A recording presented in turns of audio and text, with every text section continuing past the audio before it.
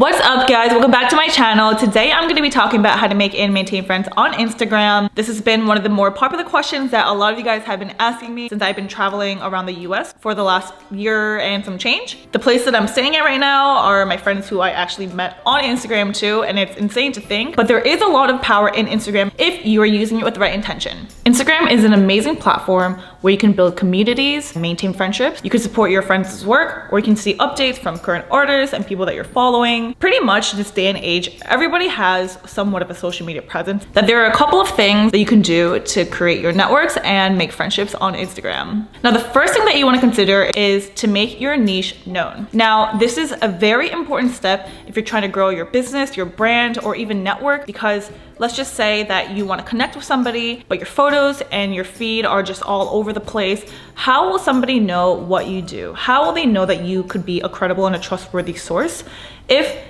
you're trying to connect with people within your industry? For this reason, it's so important to make sure that you update your bio and that your photos scream what you do as a person. If you're trying to grow your network within the travel industry, you want to make sure that you're posting photos of maybe beautiful landscapes or cityscapes. If you want to grow your network within the fashion industry, then you want to make sure that you're up to date with the trends. Not only this, but the reason why you also want your feed tailored to your brand is because you want to become more searchable. When you're posting your photos, you're going to be using relevant hashtags, you're going to be tagging a lot of accounts, and the more and more you post, the more that your profiles will show in the explore feed, and to make sure that you have people within your niche even finding you and you not just reaching out to them. Through this, it's going to be a lot easier when people come on your page, and you're going to be a lot more identifiable. You're going to be a more trustworthy source within your specific field. And that leads me to my second point, to make sure that you're creating brand awareness. You want to make sure that you're creating consistent content. It doesn't even necessarily have to be every single day,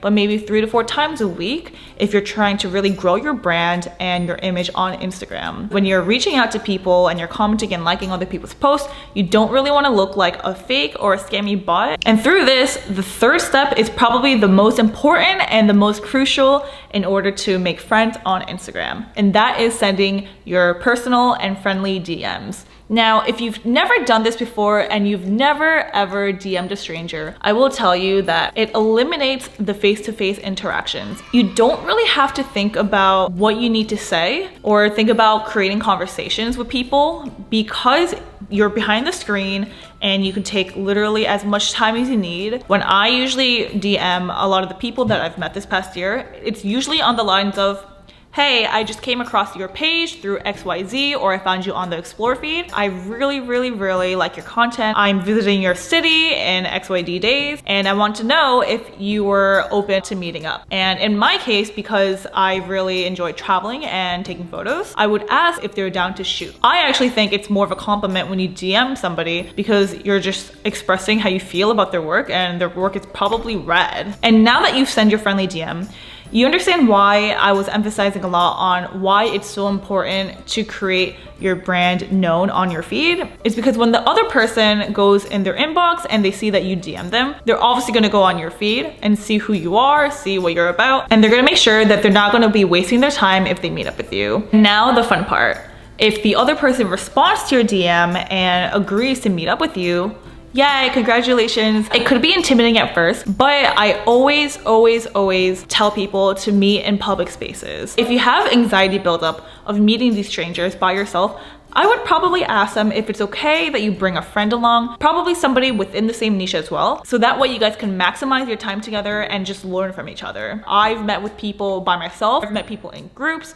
It really depends on the situation. It's kind of like a free online date, probably even better, because you guys already know that you have a common interest that you guys can talk about, and you don't have to ask further questions on what they do, what they like. There has been so many times even where I meet someone for the first time, but we've been following each other for months and we already feel like we know each other, we've been friends for a while, just because we've been supporting each other's work on Instagram. So now the meetup could go one or two ways. One, it could be the best meetup of your life, or two, it could have gone really awkward and you just don't want to meet them again, which is totally okay, because it's not like you're supposed to get along with everybody you meet, right? The worst that could happen if you guys had a bad meetup is that maybe you just unfollow them or just not talk to them for a while because you feel awkward, but most likely you guys will probably both know that you've sensed the awkward vibes. But on the flip side is that if your meetup went really well with each other, then obviously you guys are gonna be exchanging the collabs and the content that you guys have created together, or maybe it's just the conversations. Post meetup, you guys are going to be engaging with each other a lot more, probably tagging each other because you guys want to post the work that you guys have created together, which is amazing.